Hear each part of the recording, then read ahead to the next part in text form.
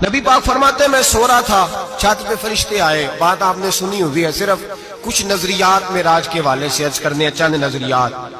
نبی پاک فرماتے ہیں حضرت جبریل نے چھت کے اوپر سے انہوں نے تھوڑا سا حصہ کھولا، چھت پھاڑی. ہمارے نا دیہاتوں میں لکڑی کی جو چھت ہوتی تھی نا، اس پہ ایک بندہ بھی اگر چلتا تھا نا تو گھر کے جو بزرگ ہوتے تھے کہتے تھے پتہ کرو چھت پہ بندہ ہے کوئی.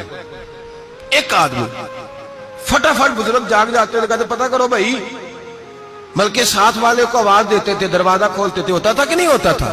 ہو جاتا تھا نا. او بھائی 1.5 پونے 2 لاکھ بندہ چھت پہ چلے. اللہ کے رسول فرما رہے میں سو رہا ہوں، چھت پھاڑ دی. حضرت جبریل آ گئے. نبی پاک صلی اللہ علیہ وسلم کے پاس 70 ہزار فرشتہ ساتھ ہے، آ کے کھڑے ہو گئے. میکائیل سے اسرافیل سے مشورہ کر رہے ہیں حضور کو کیسے جگائیں. نبی پاک فرماتے ہیں میں سو رہا ہوں. حالانکہ بخاری میں لفظ ہے، نبی پاک فرماتے ہیں میری آنکھیں سوتی ہیں، دل تو میرا ہر وقت جاگتا رہتا ہے. نبی کریم سید عالم صلی اللہ تعالی علیہ وسلم فرماتے ہیں میں سویا رہا. اب حضور آرام کہاں کر رہے تھے؟ زمین پہ. آرام کہاں کر رہے تھے؟ حضور علیہ السلام زمین پہ آرام کر رہے تھے. جناب جبریل جھکے. کتنا جھکے کہ حضور کے قدم ہی چوم لیے. نبی پاک کے قدم تو کتنا جھکے ہوں گے جی؟ رکوع تک. جی میں نہیں جی گل کی سجدے دی، تساں کیتی جی، فتوا لگا تواڈے تے لگنا جی. کہاں تک لگی؟ کہاں تک جھکے؟ اعلیٰ حضرت کہتے ہیں حضرت جبریل نے سجدہ نہیں کیا نبی پاک. میرے اعلیٰ حضرت کا کمال یہ ہے کہ شریعت بھی بچ جاتی ہے اور عشق کو بھی پورا سکون مل جاتا ہے. اعلیٰ حضرت فرماتے ہیں جناب جبریل نے سر پہ تاج پہنا تھا اور تاج میں موتی لگے ہوئے تھے. وہ موتی نبی پاک کو سجدہ کرنے لگ گیا. وہ موتی نبی پاک کو دیکھے. فاضل بریلوی کے قلم کا حسن فرمانے لگے تاج روح القدس کے موتی جنہیں سجدہ کرے. تاج روح القدس کے حضرت جبریل کے سر کے تاج پہ جو موتی ہیں وہ نبی پاک کو سجدہ کر رہے ہیں. نبی کریم یہاں کوئی بندہ، اب تو خیر لوگ ہاتھ بھی کسی کے چومتے ہیں تو خود نہیں اوپر ہوتے، ہاتھ ہی اوپر کر لیتے ہیں. اب تو مزاج ہی بدل گیا ہے. فرمایا رسول کریم صلی اللہ تعالی علیہ وسلم کے لیے جبریل جھکے تو پیروں تک، اور نبی پاک علیہ السلام کے قدم چومے. حضرت جبریل نے حضور جاگے، اٹھایا نبی کریم کو اور کہا یا رسول اللہ، رب آپ کی ملاقات کا شوق رکھتا ہے، اللہ آپ کی ملاقات کا شوق رکھتا ہے. حضور فرماتے ہیں مجھے اٹھا کے تو جبریل حتیم میں لے گئے. اور پھر یہ بخاری کے لفظ ہے، فرمایا یہاں گلے سے لے کر ناف تک میرا سینہ کھولا، میرا دل نکالا، آب زمزم میں رکھا. اس لیے نہیں کہ نبی پاک کے دل کو برکت حاصل ہو جائے، اس لیے کہ آب زمزم کو برکت حاصل ہو جائے. امتی رج رج کے پیئے کہ یہ وہ والا زمزم ہے جس نے ہمارے مصطفیٰ کے قلب اطہر کو چوما ہوا ہے. نبی پاک صلی اللہ علیہ وسلم فرماتے ہیں میرے سامنے کھولا اور میں دیکھتا بھی رہا. دل کھل گیا، سینہ کھل گیا اور میں دیکھتا بھی رہا. اور نبی پاک فرماتے ہیں خون بھی نہیں نکلا، اس لیے کہ حضور کی حقیقت نور ہے، نبی پاک کی حقیقت نور ہے. ورنہ بشر کے حضور اگر صرف بشر ہوتے تو کٹ بھی لگے تو خون نکل آتا ہے. میرے رسول کریم سید عالم صلی اللہ علیہ وسلم فرماتے ہیں پھر جبریل امین مجھے براق پہ بٹھانے لگے. خچر سے چھوٹا تھا، گدھے سے بڑا تھا اور بجلیوں کا بنا ہوا تھا. جہاں اس کی نظر جاتی تھی وہاں اس کا قدم جاتا تھا.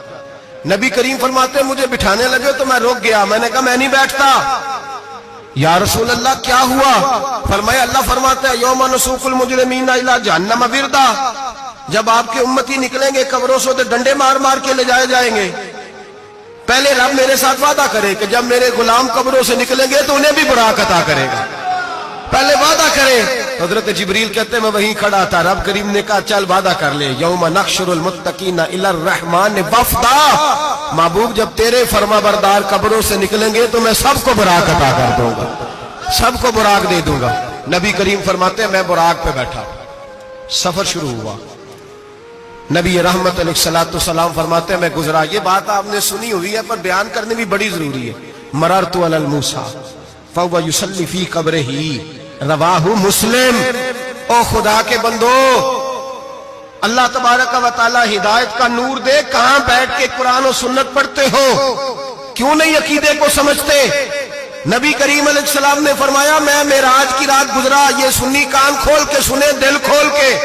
صحیح مسلم کی حدیث فرمایا میں معراج کی رات گزرا تو حضرت موسیٰ اپنی قبر میں کھڑے ہو کے نماز پڑھ رہے تھے.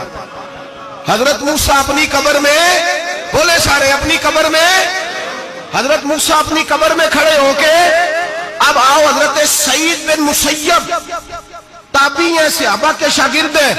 وہ کہتے ہیں جب یزیدی فوجوں نے مدینے پر حملہ کیا اور یزید کا مقرر کردہ امام آیا تو صحابہ کرام مسجد نبی چھوڑ گئے. 3 دن تک مسجد میں نماز, کہا ہم یزیدی امام کے پیچھے نماز نہیں پڑھیں گے. مدینے پہ حملہ ہوا, مکے پہ حملہ ہوا.